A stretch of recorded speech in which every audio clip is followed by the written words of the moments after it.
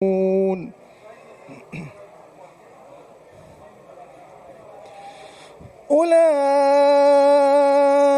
على هدى من ربهم وأولئك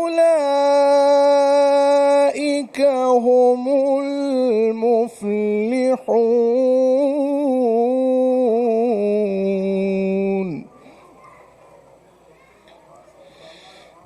ومن الناس من يشتري لهو الحديث ليضل عن سبيل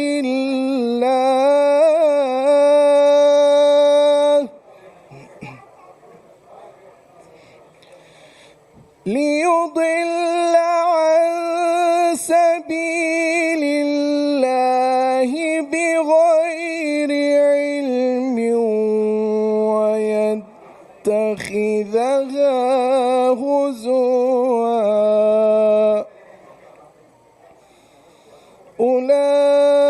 أولئك لهم عذاب مهين.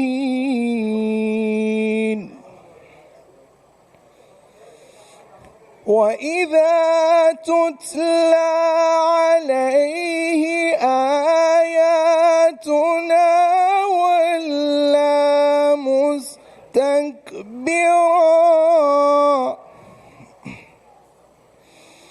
ولى مستكبرا كأن لم يسمعها كأن في أذنيه وقرا. فبشره بعذاب أليم.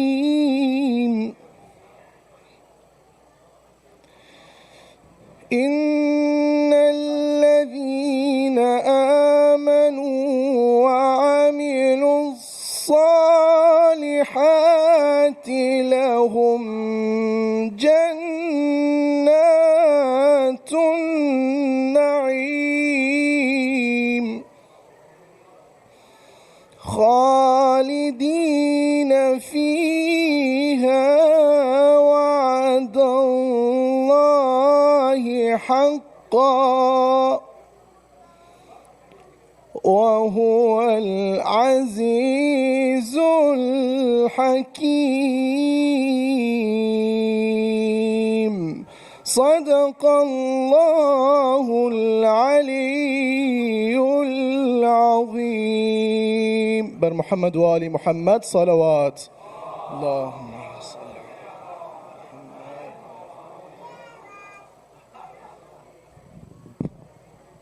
Thank you, Brother Ishraq. Just one announcement before I call up our speaker for tonight. The security team asked me to relay this information. For those of you who are coming from Maghrib Namaz, we ask that you please drive slowly, even if you're worried going to be missed the Namaz, to drive slowly and carefully in the parking lot, because we do have a lot of kids and elderly who are also trying to enter the building. So please be aware, and when you enter the parking lot, please be aware of the speed limit as you enter. Jazakallah.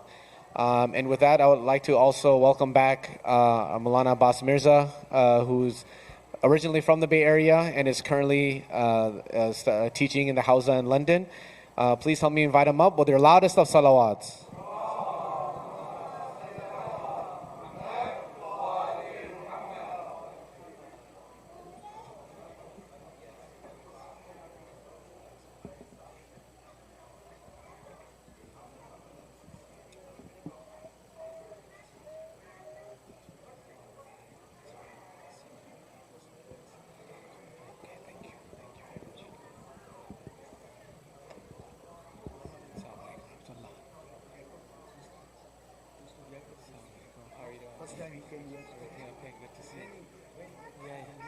Yeah, I know, you told me.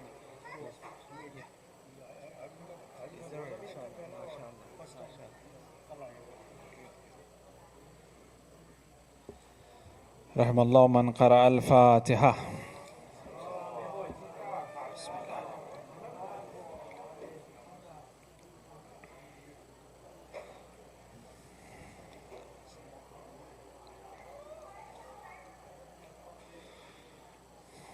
أعوذ بالله من الشيطان الرجيم بسم الله الرحمن الرحيم الحمد لله أوله بلا أول كان قبله وآخره بلا آخر يكون بعده الذي قصرت عن رؤيته أبصار الناظرين وأجزت عن نعته أوهام الواصفين ثم الصلاة والسلام على سيدنا ونبينا حبيبنا وطبيب نفوسنا أشرف الأنبياء والمرسلين أبي القاسم محمد اللهم صل وعليه الطيبين الطاهرين المعصومين المظلومين سيما بقية الله الأعظم بقية الله خير لكم إن كنتم مؤمنين ولعنة الدائم على أعدائهم وغاصب حقوقهم ومنكر فضائلهم أجمعين من الآن إلى قيام يوم الدين أما بعد قال الله الحكيم في محكمه الكتابه المجيد بسم الله الرحمن الرحيم كتب عليكم الصيام كما كتب على الذين من قبلك لعلكم تتقون صدق الله العلي العظيم.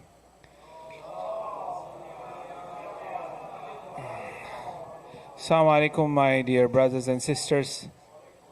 I thank the organizers and Saba Center for giving me the opportunity to be with you all tonight and also for the future nights. Inshallah, I'll be here for 10 nights and we'll be going through some of the phenomenal aspects from the Quran, such as the discussion of the creativity of Allah, such as the creation of heaven and earth in 7 days and what the 7 earth means, what the 7 heavens means, the creation of man before he was created in this world in a form of Adam, and the creation of man or the man in Barzakh and hereafter. So we'll be having basically a discussion on the Islamic cosmology. The discussions will revolve around the Islamic cosmology. However, tonight being the first night of me being here, I just wanted to discuss in general the importance of the month of Ramadan, fasting, and how this month is special for all of us, for the creation. If you all help me with a loud salawat ala Muhammad wa ali Muhammad.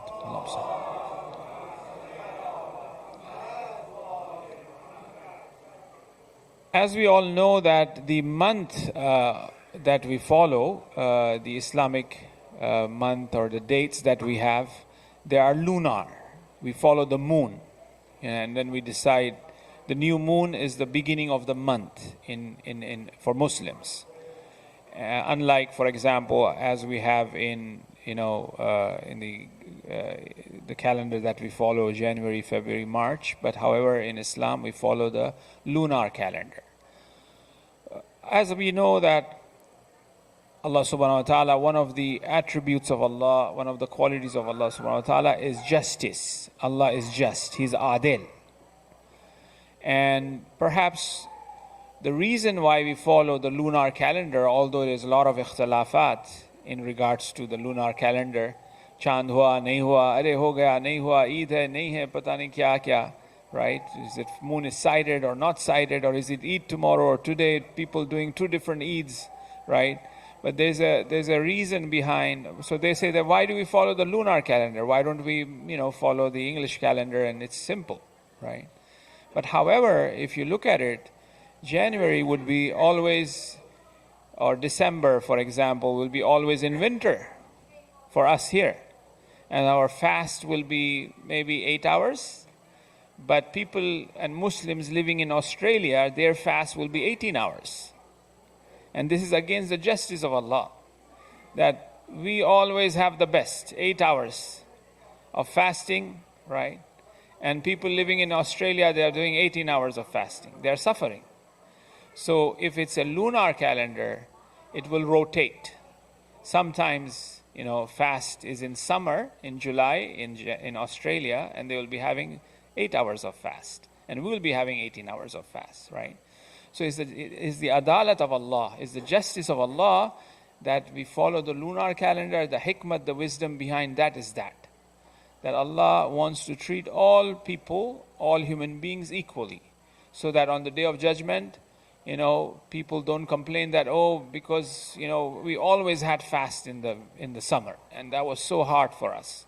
Or we always have fast in the winter in England. It was only 6 hours. 3:30, they break their fast, it's Maghrib. But in summer, 10:30, they cannot break their fast, 10:45. And 1 o'clock is Fajr time, just they have one meal, right? So therefore, in order to have that justice of Allah subhanahu wa ta'ala, that everybody goes through the same amount of, sacrifice that they have to give, that's why we follow the lunar calendar, And also, there's a special night in the month of Ramadan, which is known as the night of Qadr, which is known as the night of power, the night of destiny. And it is the night in which the angels descend.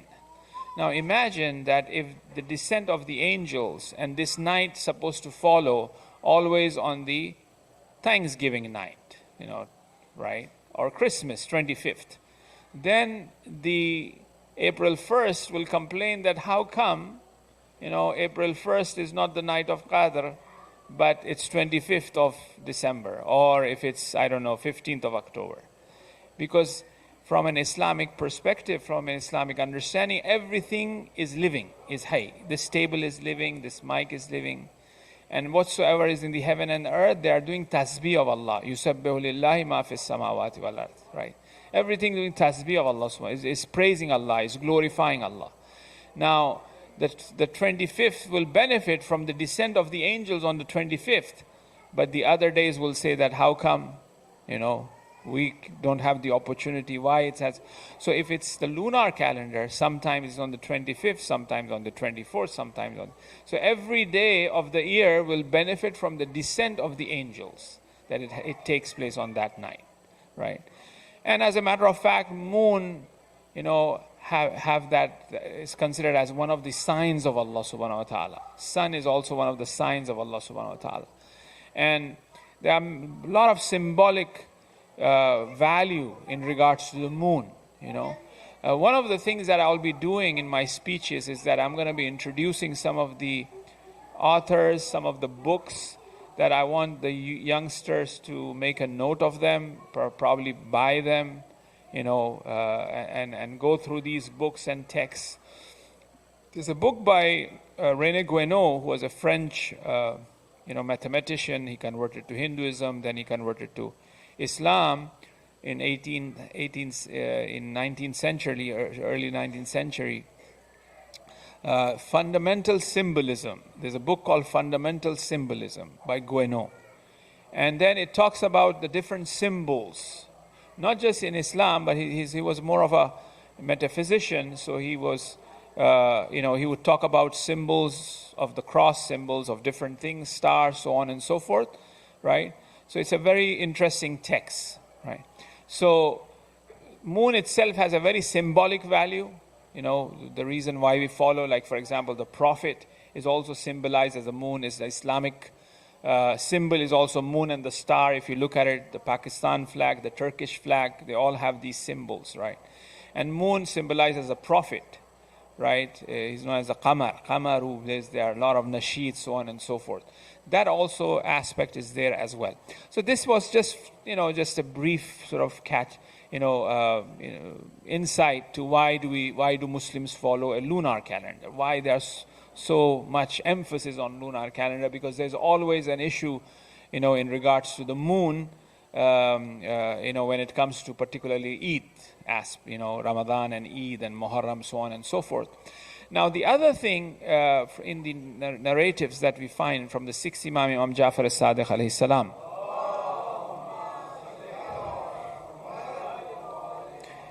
he regards the month of Ramadan as the beginning of the year, as Bahar, as spring, right? There's another narration which says that everything has a spring. The spring of Quran is the month of Ramadan, right? It's a Bahar, is like a new season, the spring, right?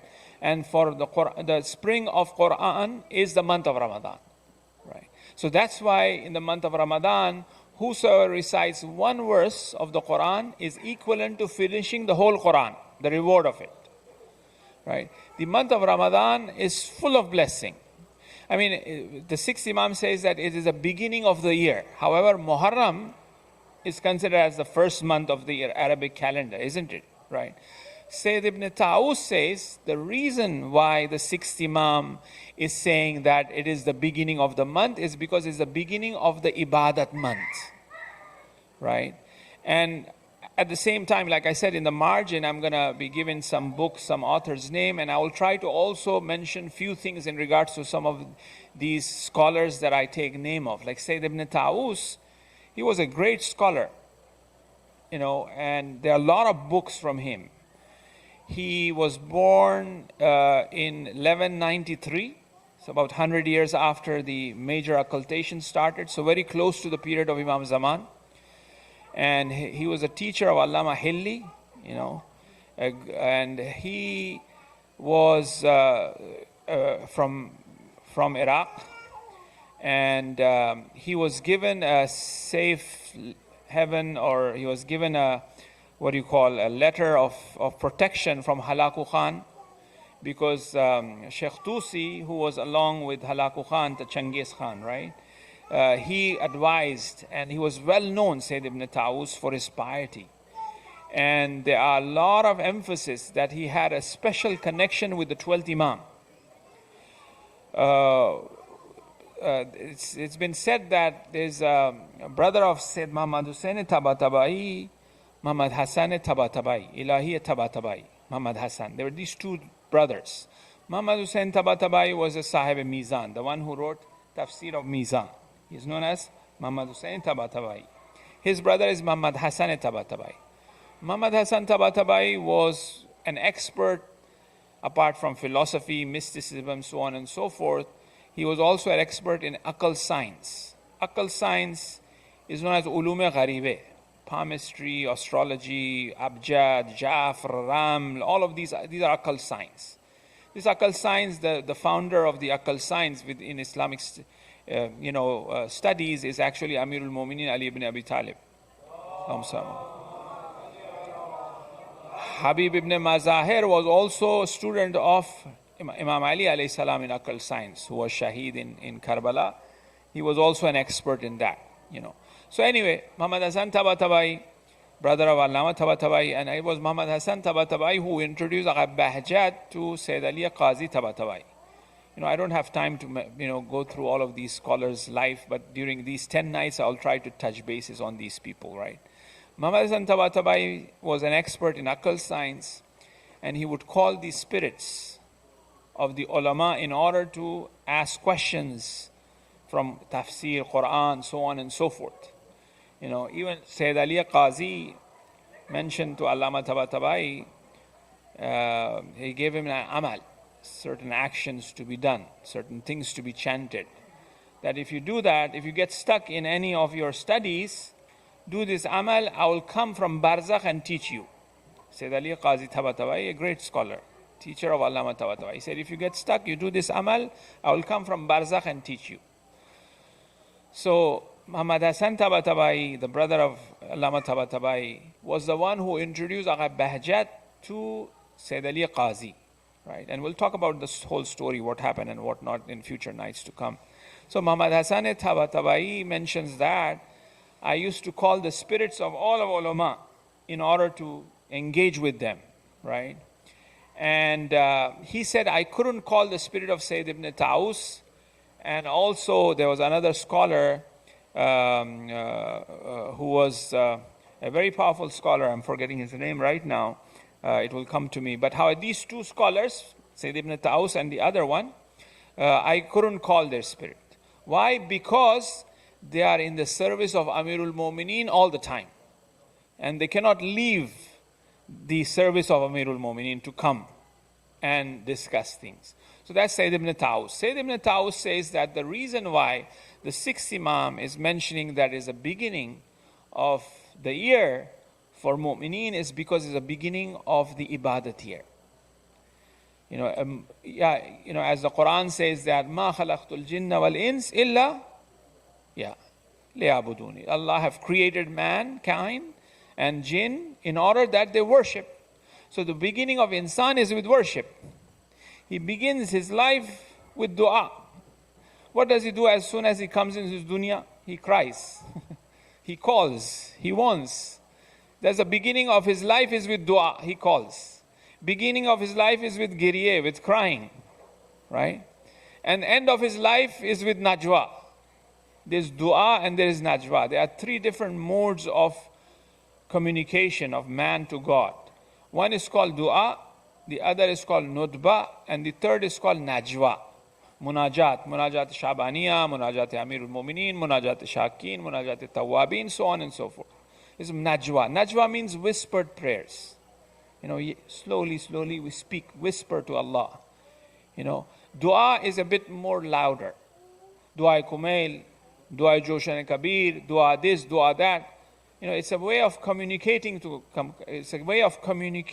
Allah, but there are different modes of communication. There's nudba. Nudba is louder. Dua nudba, for example, is louder, right? And najwa. So the beginning of insan in this dunya is with crying. With nudba, with crying, with dua. And at the same time, not just crying, the reality of dua, the haqiqat dua, the essential reality of dua is reflecting the need of insan. Insan reflects his need. Insan reflects who he really is. And he is nothing but faqr. Faqr means he's faqir. Insan is faqir. He has faqr wujudi. Faqr wujudi, Mullah Sadra coined that term, by the way. Faqr wujudi means by his essence he's faqir, he's in need. Just like, is number 3 odd number or even number? Is number 3 odd or even? Even. You guys are fasting, it seems still. Huh? You're saying 3 is even number. No, it's an odd number. Or maybe I'm not hearing properly. Maybe I'm fasting. Huh? Yes, 3 is an even number. There can't be, 3 and it's not even. The evenness of 3 is essential to 3. So the same way the faqr for insan is essential. We are faqir. As the Quran says, Ya ayyuhan nas antumul fuqara ila Allah. Inna Allah ghaniyul hamid. O insan, human being, you are faqir. So insan, his essential reality is faqr. He's in need. He's asking all the time. So as soon as he come in this dunya, he's asking, he's crying. If he doesn't cry, the doctor hits so that he cries. Otherwise, the child is dead. If the child doesn't cry, right? So that crying itself, that's the beginning of insan, that he cries, right? And the end of his life is also, what is he doing? He's whispering. His najwa. Beginning is dua, end is. That's why when he comes in, what do we say? We recite azan in the ear. And then after azan is what? Aqamat. Qad qamat is salat. Get up. The prayer have started. And this whole life of man is ma khalaqtul jinna wal insa illa liya'budun. After qad qamat is salat, what do? We do ibadat. We worship. So Allah says, I haven't created man and jinn in order that they worship me. As soon as he is born, he starts with dua. As soon as he is born, azan is recited, aqamat is given, and then the ibadat starts. So his journey is nothing between dua and najwa. All his journey is that. In the end, he's whispering, he's doing munajat to Allah. He cannot speak loudly because he doesn't have that strength as such. So the person is doing najwa. So Sayyid Ibn Ta'us says that this month is the month because it's the beginning of ibadat. And it begins, so look how the mercy of Allah subhanahu wa ta'ala is. Allah subhanahu wa ta'ala is so merciful. Usually when you go, for example, all of these try to promote things, they say if you do this, if you sign up for this, you will get this much credit already in your account. If you buy this miles or whatever, you fill the form, you have 5,000 credit, or you have this credit or that credit. So it begins with some sort of credit so that there's some sort of attraction. So Allah subhanahu wa ta'ala is the same as well. He says the beginning of the month of Ramadan, if you recite one ayah of Quran, it's like finishing the whole Quran. It is The shaitan is already chained, the khutbah Shabani of Rasulullah, if you look at it, right? It says that doors of the heaven are open. Do not shut the doors with your actions, right? The doors of the hell are closed. Do not open the doors of the hell in the month of Ramadan. So there's an incentive for insan. There is a big deal of credit being provided by Allah subhanahu wa ta'ala to human beings out of His mercy. This month is known as the month of mercy as well, right? So in this month, that's why the ayah which I recited in the beginning of our discussion, it says, Kutiba alaykumus siyam, O people, fasts have been prescribed to you in the same fashion it has been prescribed to the previous nations. For what? لَعَلَّكُمْ تَتَّقُونَ. Perhaps you become muttaqi. Taqwa is God-wariness and God consciousness.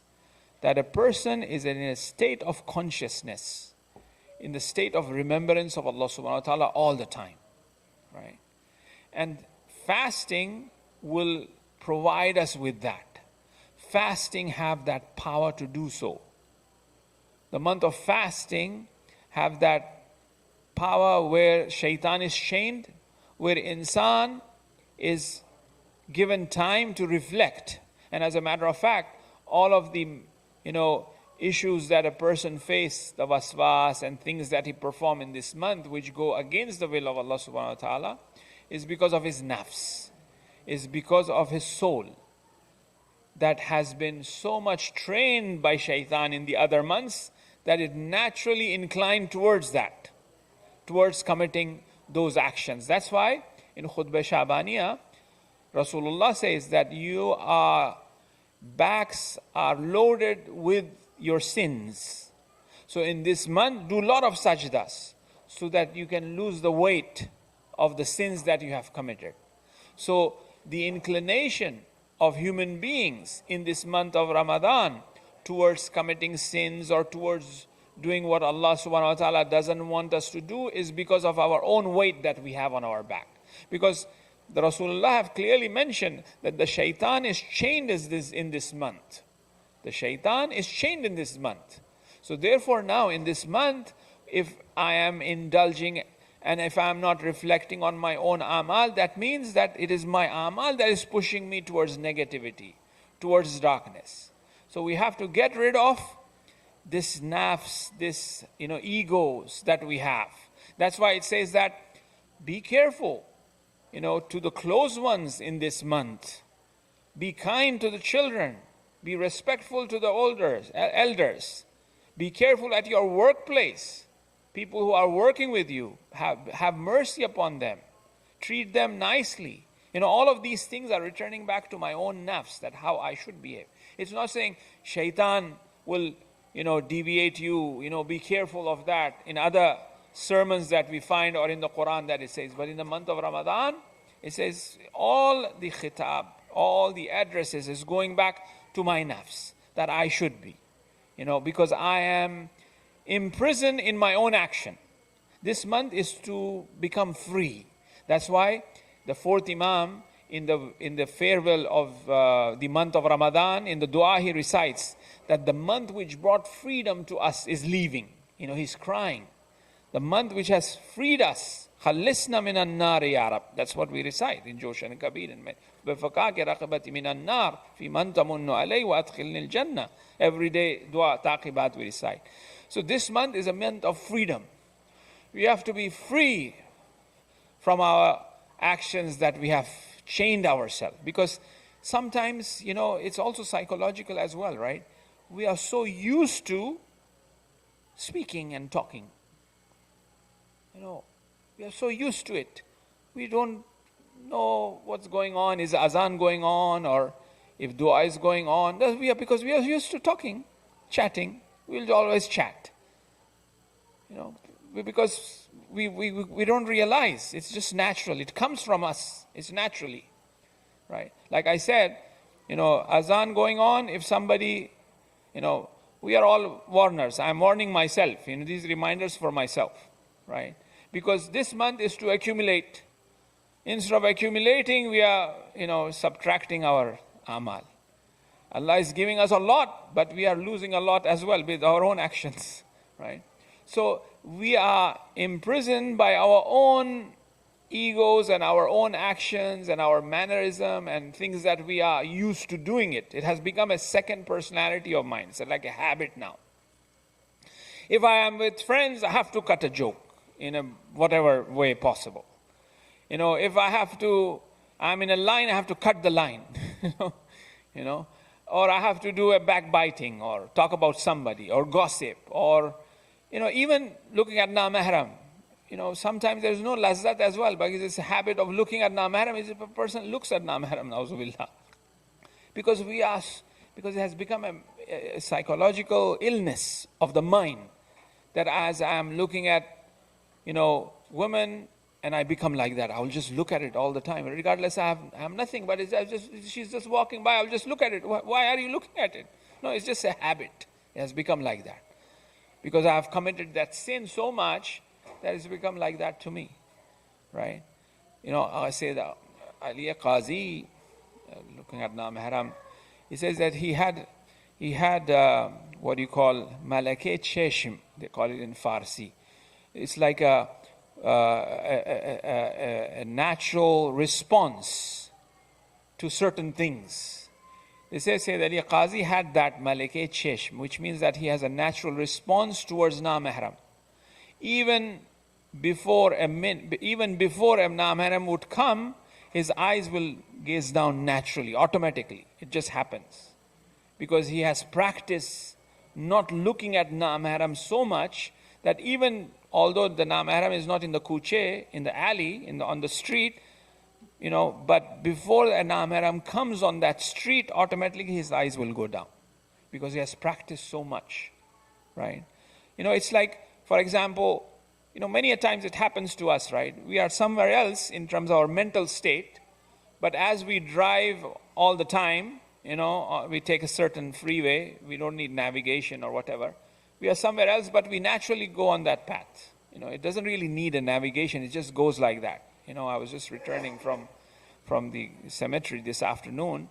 I came back after a long time, but I was just speaking to my sister, visited my dad, may Allah bless his soul, and all marhumin there, Shuja Bhai's mom, Tilawat Bhai, and our brother Wahid, may Allah bless his soul, our brother Wahid who was shot, him and many others, Yaqub Bhai's father, and many others are there. May Allah bless all of them who are there in our cemetery.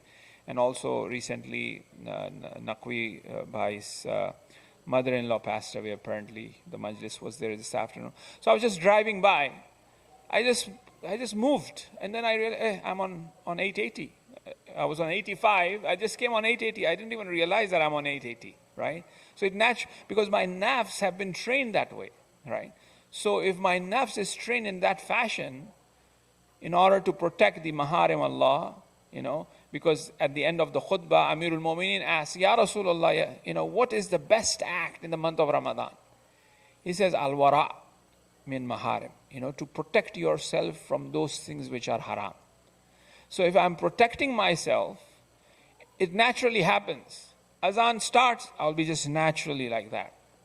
Quran is being recited, I'll zip it. Naturally, it just happens. In the beginning, it's difficult, but once I started practicing, it just naturally happens. As they say that, when the name of Hussein, Imam Hussein was taken, the tears from the eyes of Imam Rada will just naturally flows. It just happens naturally when the Hussein is mentioned. And then they ask him, how is that? Then Imam Rada would say that the name of Hussein is like the ayah wajib of sajda. That when you hear, naturally a person, sajda becomes wajib. It happens. One have to do sajda, right? So it's like that. So in the month of Ramadan, we are imprisoned by our own actions. So the point is to reflect on our reflexes, on our actions. Come out of that. We shouldn't be stuck with our actions, right? And the best way to come out of it is reflecting it and doing astaghfar. Is the month of astaghfar. Is the month of mercy. seeking a lot of astaghfar, doing a lot of astaghfar in the month of Ramadan. As a matter of fact, there's an etiquette. Now this is the last point. I think what time are we supposed to end? It's 9:20. We are okay. 5 minutes. 5 minutes. Okay. There are etiquettes because we are known as guests in the month of Ramadan. It's an invitation. Alhamdulillah, we thank to Allah subhanahu wa ta'ala that we are here. We are blessed. Many people were there last year. They're not here with us. One of my cousin who recently passed away, may Allah bless her soul and increase her daraja and bring her closer to Imam Hussein. She died in Karbala right after performing ziyarat on the 15th of Shaban. She was buried, mashallah. May Allah give sabr to the family members. We have that opportunity now. Some of them were there last year. They are not here with us. Right? So now as we have this opportunity, and we are thankful to Allah subhanahu wa ta'ala for giving us opportunity, right? So there's a type of etiquette entering this month of Ramadan. There's some adab. When you are invited to someone's house, there's some sort of adab. You just don't go there and sit in the living room extend your feet and, open the fridge and have food from the family of others. You don't do that. We even tell the kids before going, when you go there, you got to sit. You're not going to run around. You're not going to, snatch the toys of their children. This is all tarbiyat. You have to, teach them, before becoming a guest. You should, the tarbiyat Islami, as we say, the Islamic training that we speak about. If we reflect on the Quran and how Allah subhanahu wa ta'ala is training insan, we'll learn a lot of things.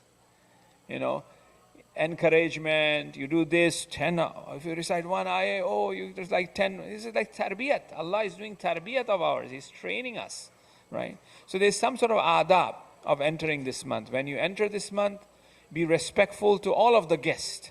You all are guests of Allah. So we have to be respectful of each other. And we have to be respectful to the house of Allah. Not that, when we are about to walk, we have to step on 30 khajur ke gutliyan. It's the seeds of the dates. By the time we reach to the door, we pick up like 20, dates, the seeds of the dates. Because we eat and we just throw here and throw there and tissues and some leftover food. And this is not the adab. This is not the etiquette of the house of Allah. Right? There's discipline. There's adab. Right? And Allah actually trains us. The month of Rajab and Shaban, prepares us, as if we fulfill the rituals of the Rajab. Ya man arjuhu li kulli khair, wa man usakhatahu inda kulli shar. Ya man yuti al-kathir, the du'as of the Rajab, the du'as of the Shaban. Wasma du'ai idha da'u, munajat Shabaniya of Hazrat Amirul Mu'minin. Wasma du'ai idha da'utuk, wasma nida idha nadaituk. Faqad harabtu ilayk wa waqaftu bayna yaday. It's like I ran to you. فَقَدْ حَرَبْتُ إِلَيْكَ. From the shackles and chains of this dunya, I ran to you, Allah. I am here in front of you. Listen to my call. I am doing najwa. Right? So if we fulfill the adab, the etiquettes of those months by reciting the du'as, fasting the month of Rajab mustahab, Shaban mustahab, so on and so forth, ziyarat and all that, then we enter this month, with a bit trained. But however, as Allah out of His mercy says that in this month, even what you have done in the past, I will forgive every night. That's why the Prophet says that the person who is not forgiven in the month of Ramadan, he is the most unfortunate. It's very unfortunate. He is the vow unto that person. That how is it possible that he was in the month of Ramadan? He did the ibadat of night of Qadr. He fasted. He did all of that and still he is not forgiven. How is it possible? Right? So this month of Ramadan is full of mercy. Right? Even Allah, I haven't done the Munajat Shabaniya or fasting in the month of Shaban. I haven't done dua. But Allah, you have brought me now. You invited me now. These are the special nights. Allah, forgive me these nights. Allah, open my heart. For knowing you better. Because many a times we don't know. do this tonight if you can, please, right? It's actually amal, one of the amal of the ulama of akhlaq. They mentioned this. Ayatollah Sayyid Murtuzai Kashmiri, he was also a great scholar, student of Sayyid Ali Qazi Tabatabai. Sayyid Ali, he was about 5 years with Sayyid Qazi. Murtuzai Kashmiri also was an expert in occult science. Even he had mentioned in his wasiyat where to bury him, but the people in the haram of Hazrat Masuma, he's buried near Allama Tabatabai, they say, no, there's a wall, we cannot do it. But they say, just look at this, and then they just remove the dirt. The grave was already ready for him. Somebody already prepared the grave for him. Said Murtuzai Kashmiri. He says that during the day, he says, every day, recite Ziyarat Ali Yasin and speak to Imam Zaman. As I'm speaking to my brother. Try once for me. Try to speak. We don't have adab of speaking. I'm being very serious. Humko nahi aata hai. We don't know. I mean, look at the way we do our du'as. Oh Allah, ye de, oh de, ye de, ye de, oh Allah, aisa kar de, aisa kar de. Oh, okay, Allah, thank you, Khuda Hafiz. It's like, what is this? What type of adab is this? You know what I mean? Oh Allah, give me this. Oh Allah, I want this. Oh Allah, I want this. Oh Allah, this is the problem. That is the problem. Okay. Please Allah, thank you for the sake of Ahl Bayt. Okay. I mean, this is how I speak to you when I see you.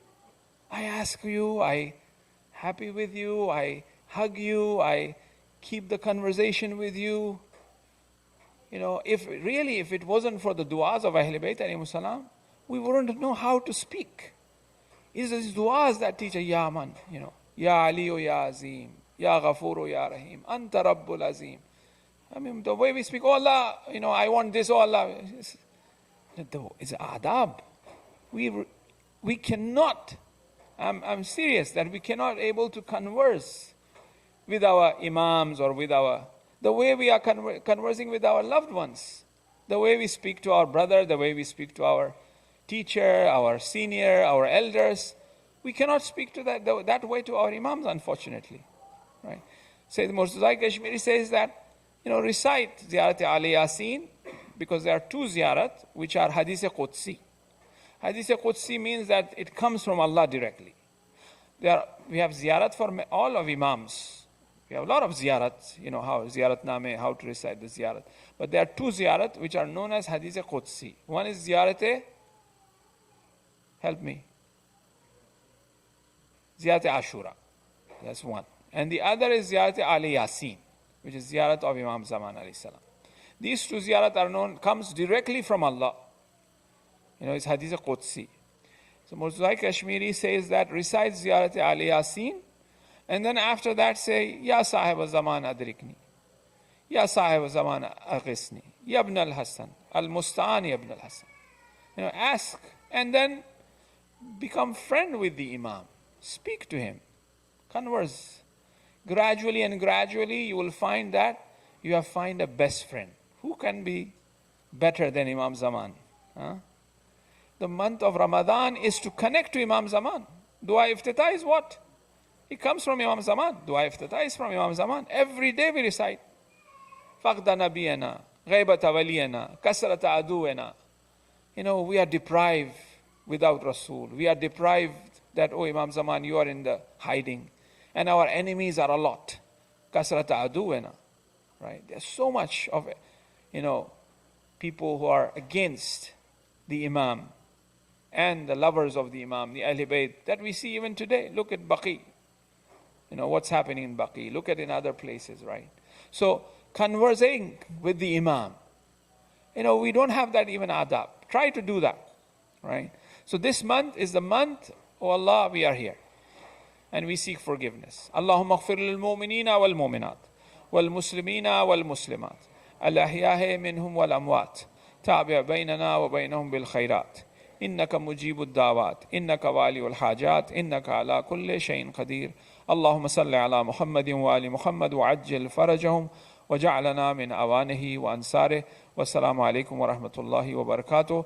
Rahimallahu man qara al-Fatiha li arwahil mu'minina wal mu'minat, especially the marhumin of the brothers and sisters who are present here, who have contributed towards the niyaz, towards the iftar tonight, and also the marhumin of our volunteers. Al-Fatiha ma salawat ala Muhammad wa ali Muhammad.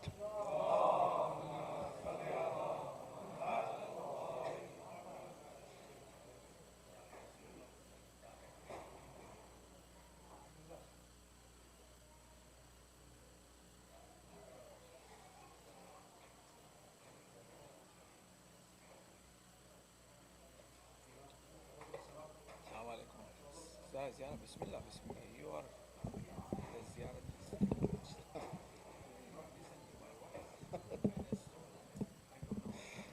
اللهم صل على محمد وآل محمد. الصلاة والسلام عليك يا رسول الله. الصلاة